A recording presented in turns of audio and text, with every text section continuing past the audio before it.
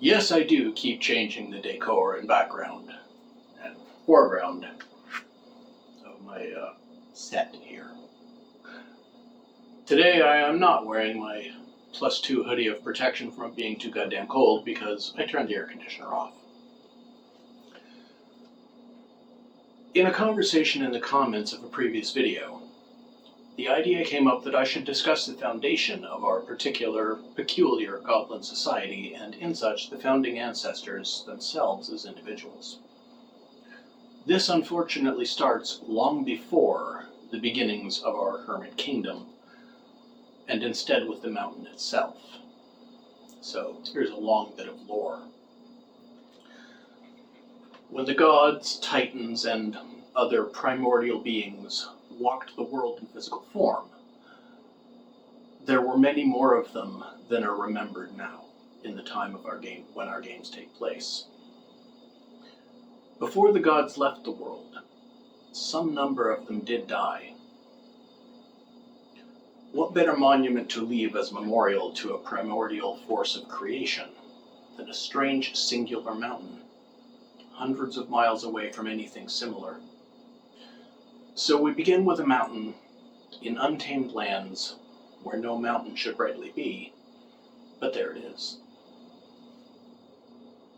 Untold millennia later, and a little over, let's say 1700 years or so before our player characters are introduced, was a time when small kingdoms rose and fell in the span of decades, and wars were rampant between all of them, as everyone strove to claim new lands in the name of dynasties and flags that don't even matter enough to be remembered. One of these tiny upstart kingdoms fell, south of our mountain. The only remembered reason is that a queen broke her word.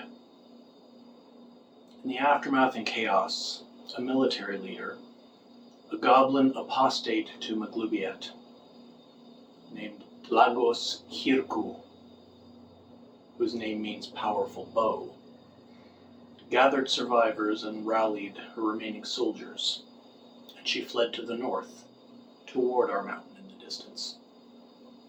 She rode a goat, just a regular farm animal, and she carried a very heavy bow. The refugees she led, and a large portion of her soldiers, were small folk, halflings, gnomes, fairies, and the like, but more than a third of them were goblins, and more than a third of them were kobolds. They were a few thousand all told. They were harassed and attacked as they crossed the borders of various other short-lived empires. And they were beset by bandits while outside of these forgotten nations. Along their path, Lagos read through the laws of their fallen kingdom and made changes to them, where she saw the laws were unfair or too vaguely worded. After several weeks, they reached the base of the oddly placed mountain to the north. Scouts were sent ahead as they made camp and took stock of their situation. When the scouts returned, they said the mountain was hollow, like a texta. A texta, in our world, is an ancient form of pottery. It's a funnel-shaped vessel with a wide open top, so it could be stuck into the ground, and a fire could be built around it for cooking.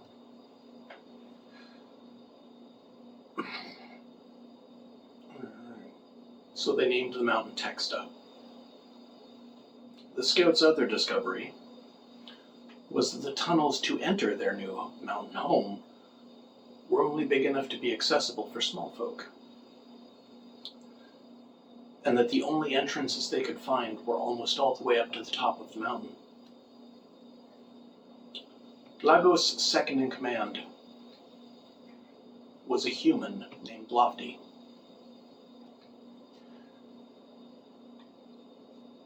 He promised that his size of folk would stay behind and guard their mountain for as long as possible, while Lagos should lead the small folk to their new home.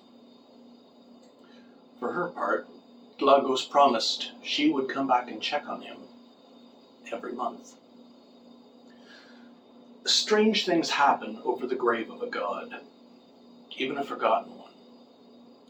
Magic seems to flow a little more freely and might seem to have a mind of its own, and words become very serious and important, especially promises. Oaths spoken in the presence of primordial divine powers, even if those powers are long in decay, become binding. Even to the time of our player characters, Lagos' presence can be felt at the base of the mountain every new moon. And an army of divinely powered undead lie sleeping there, who will awaken if the mountain is ever attacked. One of those original refugees looked like a goblin, but was in fact a Barghest. His name was Whale Guer. He seemed oddly comfortable around such a large number of goblins who would normally be seen as his prey, but he liked the company. These were, of course, apostates. Having forsworn the worship of Maglubiet, a Barghest would find no nourishment in claiming their souls. So he decided instead to protect these goblins from returning to their former god, and to root out any among them who did return to the old ways. Those were the only souls he would claim for the Yugoloth. Upon finally reaching the interior of the mountain, these original settlers found a veritable paradise. Terraced rings of flat ground, more than a mile wide at each level, and each level sat separated by 500 feet from the terraces above and below. Steam rose and rain fell. Protected from the weather outside, their texta seemed to hold a constant spring. The top of the mountain was a ring of ice in the cold outside air. Below it was a ring of dense forest, and rings of plains where food could be grown and animals could be raised. At the bottom, the smallest terrace surrounded a lake. Perhaps it was places like this where the gods tested their creations before setting them loose upon the world. Soon they founded a town, and the revised laws were put into place. The people began to explore and exploit their new resources. None of the animals they found were too big for small folk to handle. There were plenty of fish in the lakes and rivers, and the town eventually grew into a city. Lagos began a farm raising goats and put her old coat of arms over the entrance gate. The banner read in Goblin, "Lene Kune Hide Nemots," which means waste nothing, eat your enemies. Whale Guer, for his part, planted an orchard just outside of the new town.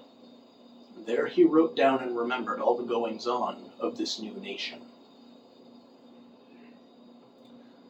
So there's the first three of the founding ancestors our goblins and kobolds hold so much reverence for. The one who led them to the mountain, the one who protects them from the influence of their old god, and the one who guards the mountain against attacks from the outside. For the armor and clothes of such ancient people, they should of course look very different from what we would consider current in a game. I chose a Scythian style of armor, mainly because it was the only kind of helmet that allowed for and still protected really big goblin ears.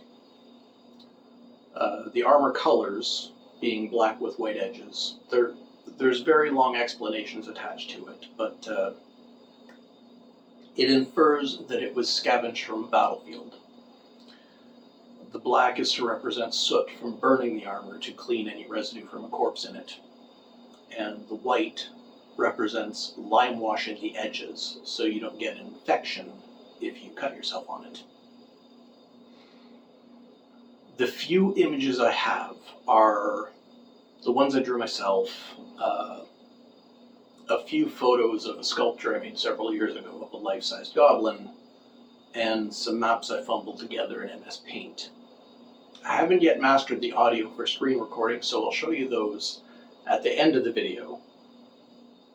As I said before, I'm looking for an artist to come up with better images. Anyone who's willing, I'd be more than grateful, and I'd be more than grateful for the help. I'd give full credit, and I'd try and find a way to pay for it. As always, like, share, comment, and subscribe. Give me more ideas. Tell me what you like, what you would do differently.